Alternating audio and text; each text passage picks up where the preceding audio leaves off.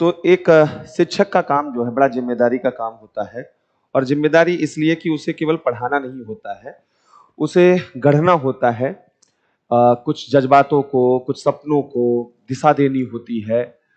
उसे अपने शिक्षक होने के साथ-साथ उसे कई भूमिकाओं में होना पड़ता है। संरक्षक की भूमिका, भाई की भूमिका, मित्र की भूमिका, क्योंकि तब कहीं जाकर वह संवाद स्थापित कर पाता है अपने विद्यार्थियों से और तब वहाँ उनकी समस्याओं के अनुसार वह उनको सही तरीके का समाधान दे पाता है।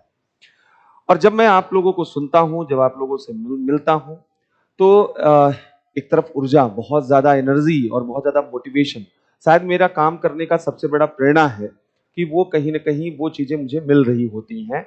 अगर वो नहीं मिल रही होती तो शायद वो एनर्जी, वो मोटिवेशन जो है नहीं मिल रहा होता। लेकिन जो दूसरी सबसे बड़ी चीज़ है कि जितने लोग आएँगे, जितने पृष्ठभूमि से लोग आएँगे, आप समझ सकते हैं मेरे पास कहानियाँ कितनी ज़्यादा होंगी, अलग-अलग तकलीफ़ें कितनी ज़्यादा होंगी, कितनी चीज़ें मैं सुन रहा हूँगा अलग-अलग। आप कुछ लोगों से मिल रहे होंगे, मैं लगातार इतने लोगों से मिल रहा हूँ। मेरे पास अपेक्षाओं का भार बहुत ज़्यादा रहता है। तो कई बार वहाँ पर अगर मतलब कोई ईश्वरीय गुण रहा होता कि कोई ऐसा मैजिकल पावर रहता कि अगर सबकी समस्याओं का समाधान किया जा सकता, तो शायद जो है यहाँ पे जादू घुमाता, झड़ी घुमाता और सब लोगों का सिलेक्शन वहाँ पर हो जाता। यही चाहता, ये चाहता कि सब लोगों का वहाँ पर जो है अपने-अपने मुकाम तक सब लोग सही तरीके से पहुँचे। लेकिन ये चीज़ें संभव नहीं है, व्यावहारिक नहीं है, तो कई बार ये चीज़ें इमोशनली मैनेज करना बहुत मुश्किल काम होता है। अगर आप भावुक हैं, अगर आप संवेदनशील हैं, तो निश्चित रूप से आप लोगों को, आप लोगों के चेहरे को देखकर वहाँ पर और तब खीज़ आती है, ऐसा नहीं है गुस्सा नहीं आता, खीज़ नहीं आती है, आता है, उन लोगों के ऊपर आता है जिनके माँ-बाप, जिनके घर वाले बड़े अरमानों के साथ वहाँ पर भेजे और आपके खुद के सपने बड़े जीवंत होते हैं। आपको देखकर लगता है कि आप कुछ करना चाहते हैं। लेकिन वहाँ पर आप कई बार कन्फ्यूज़्ड होते हैं, मिसगाइडेड होते हैं। जहाँ तक अपनी क्षमता होती है, गाइड करने का काम करता हूँ और ज़रूरी बात तो यही है कि अगर आपके पास सही गाइडेंस ना हो, अगर सही तरीके का मोटिवेशन ना हो, तो सिविल सर्विसेज़ एग्ज़ाम दुनिया का सबसे टफ़ेस्ट एग्ज़ाम है। इस तरीके का कोई एग्ज़ाम नहीं हो सकता है क्योंकि और एग्ज़ाम में आईक्यू की हो सकती है ज़रूरत हो या फिज़िकल फ़िटनेस की ज़रूरत हो। ये वो एग्ज़ाम है जिसमें सब कुछ चाहिए। आपके पास ईक्यू भी होना चाहिए, आईक्यू भी होना चाहिए, एसक्यू भी होना चाहिए, फिजिकल फिटनेस भी होना चाहिए, सब कुछ यहाँ पर जो है, तब आप जो है सर्वाइव कर पाएँगे। तो इस लिहाज से जो है, ये बहुत मुश्किल काम होता है कि आप सब लोगों को सही-सही तरीके से रास्ता दिखाना। कुछ लोगों के लिए कड़ा भी हो सकता हूँ, कुछ लोगों के लिए वहाँ पर आसानी से अवेलेबल भी हो सकता हूँ। तो कोशिश ये रहती है कि चीज़ें जो हैं आप लोगों के अकॉर्डिंग वहाँ पर हों। हाँ, ये रहता है कि मुझे मालूम है कि आप में से बहुत से लोग शाई किस्म के हैं, शर्मीले हैं, तो आप लोग कई बार कॉन्टैक्ट नहीं करते हैं, बातचीत नहीं करते हैं। तो ऐसे में बहुत से लोगों के बारे में पता ही नहीं चल पाता है, क्षमता है, संभावना है, क्या है, कैसे उसको उभारा जाए। बहुत से लोग फ्रीक्वेंटली मिलते हैं, तो उनको फ्रीक्वेंटली उनको गाइड करना, उनको बताना वहाँ पर आसान रहता है। और बहुत से लोग ऐसे भी होते हैं कि जहाँ पर वो फ्रीक्वेंटली वहाँ पर नहीं मिल पाते। कई बार ऐसा भी होता है कि किसी ने फ़ोन किया और किसी न किसी वजह से फ़ोन नहीं उठा, तो अगली बार उसने सोच लिया कि सर मतलब अवेलेबल नहीं रहते हैं, तो फिर फ़ोन करने का क्या ही मतलब है, मैसेज करने का क्या ही मतलब है, जब चीज़ें रिस्पॉन्ड नहीं आएँगी। हालाँकि इतना ज़्यादा जो है फ़ोन मैसेजेस, कॉल आते हैं कि कई बार ये सब चीज़ें जो हैं वो दबाव का कारण बनती हैं। लेकिन कोशिश ज़रूर ये रहती है कि इन सब चीज़ों को कैसे और किस तरीके से मैनेज वहाँ पर किया जाए। मैं ये चाहूँगा ज़रूर कि आप सभी लोग अपने जो इस सफ़र में निकले हैं और जिस तरीके का ख्वाब आप लोग देख रहे हैं, उसको पाने के लिए खुद के प्रति ईमानदार बनें। और ईमानदारी का मतलब यह नहीं है कि यहाँ पर आप कितना मेहनत कर रहे हैं, कितना पढ़ रहे हैं रोज़ाना, ये सारी चीज़ें नहीं है। ईमानदारी का मतलब है कि कम से कम अपने बारे में आप अच्छे तरीके से समझने की कोशिश कीजिए, खुद को ढूँढिए, खुद को सोचिए। क्योंकि अगर आप लोग जीवंत नहीं रहेंगे, ज़िंदा नहीं रहेंगे, अगर अपने आप को बचा के नहीं रखेंगे, तो जीवन की कोई भी सफलता और कोई भी उपलब्धि आपके लिए कोई मतलब का काम नहीं करेगी। ये जो एग्ज़ाम है, इस एग्ज़ाम में हमने बताया कि जो सबसे बड़ी समस्या है, साल दर साल जब गुज़रते जाते हैं, तो अपना जो अपना स्वत्व है, वो खत्म होता जाता है। जीवन के प्रति जो आकर्षण है, वो खत्म होता जाता है। अगर यहाँ पर जितनी संभावना आपकी सफल होने की है, उतनी संभावना असफल होने की भी है। और हमें पूरी कोशिश करनी चाहिए कि हम यहाँ पर सफल बने। लेकिन अगर कहीं भी इब्बट लग रहा है, 1 साल 2 साल 3 साल वहां पर जर्नी लंबी खिंच रही है, बहुत से लोगों को मैं जानता हूं टूट चुके हैं, जीवन में किसी तरीके का कोई आकर्षण नहीं बचा हुआ है, जीवन में उनका वो बचपना खत्म हो चुका है, जीवन का उत्साह खत्म हो चुका है, रोचकता खत्म हो चुका है। धीरे धीरे धीरे धीरे धीरे वो गंभीर होते जाते हैं और होते जाते हैं, क्योंकि जीवन बहुत टफ है। यहाँ पर हंसी मजाक करना, बड़ी बड़ी बातें बोलना, ये आपके जीवन का असल सच नहीं है। इसके पीछे वाला जो सच है बड़ा खतरनाक सच है, जो रोजाना दो चार होना पड़ता है जीवन की परिस्थितियों से, माँ बाप की अपेक्षाओं से, नात रिश्तेदारों के तानों से, तमाम तरीके की चीजें होती हैं और कहीं ना कहीं उन सब चीजों में आप उलझे हुए हैं। तो ऐसा नहीं है कि आप एफर्ट नहीं करना चाहते। हम में से कौन होगा जो आईएएस नहीं बनना चाहेगा?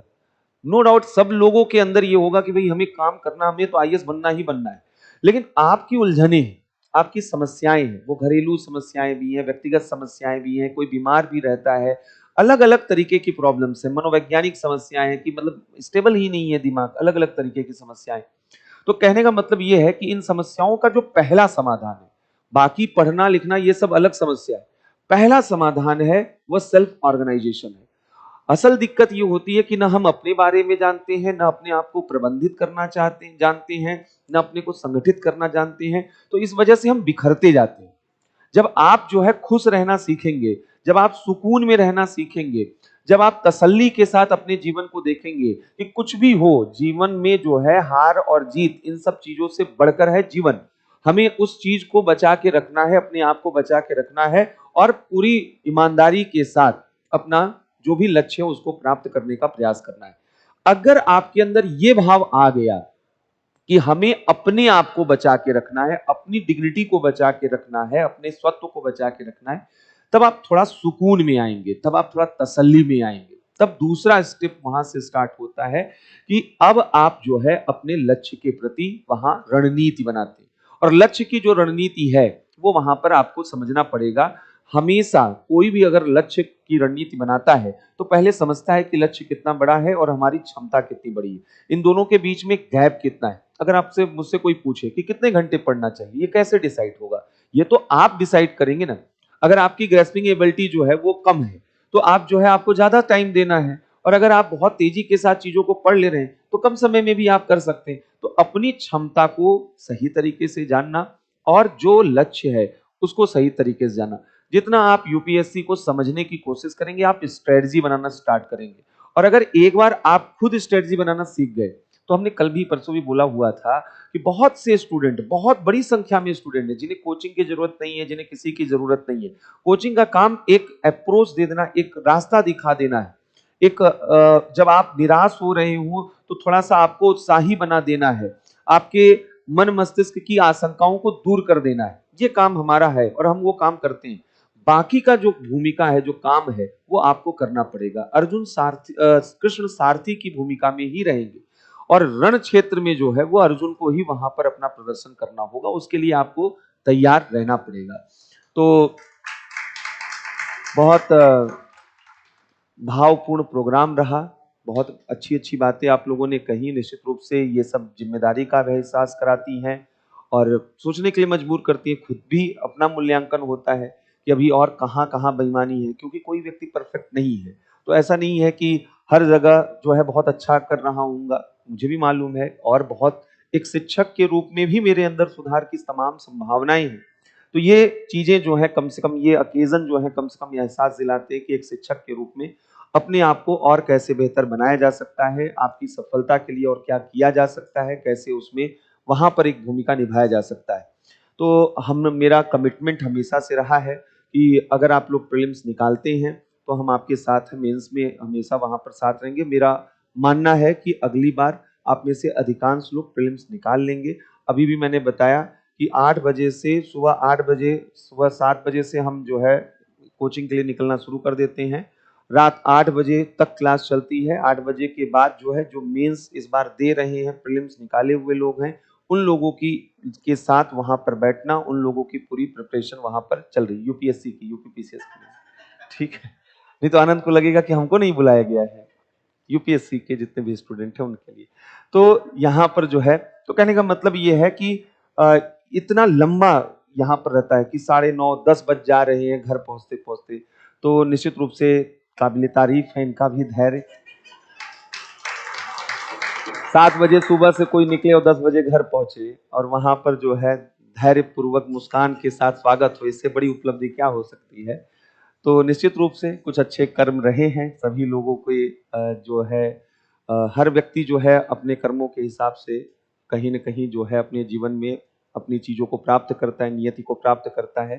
तो आप जैसे स्टूडेंट्स यहाँ पर हैं, तो पूरा भरोसा है मुझे, और जो मैं बार-बार कहता हूँ कि मेरा तो भरोसा है आप लोगों पर। अब आप लोगों को खुद पर भरोसा करना है और सफलता निश्चित रूप से आप सभी लोगों को मिलेगी। आज नहीं कल, ये तो मुझे मालूम है कि मुझे प्राउड फील करना ही करना है और यहाँ से अच्छी खासी सफलता मिलेगी, अच्छा मैसेज जाएगा, इसमें तो कोई मुझे डाउट नहीं है।